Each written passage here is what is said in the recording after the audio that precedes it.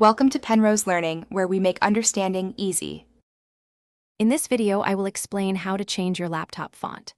Personalizing your laptop's fonts can significantly refresh its look and feel, offering a unique visual experience. Whether you prefer a classic style or something more modern, adjusting your fonts allows you to tailor your device to your personal preferences.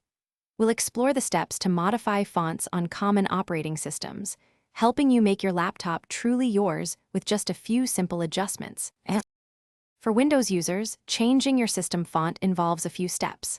First, navigate to your settings, then personalization, and select fonts to view available options. To apply a new font system-wide, you'll typically need to create a small registry file. Remember to accurately note the full name of your chosen font. After merging this file and restarting your computer, your new font will be visible across most Windows elements. On macOS, system-wide font changes are not as direct as on Windows. Instead, you can often customize fonts within specific applications like Mail or Pages. The Font Book application is your central hub for managing and adding new fonts. For a broader visual adjustment, you can scale your display settings to make text and icons larger. Many applications also allow you to quickly increase or decrease font size using keyboard shortcuts.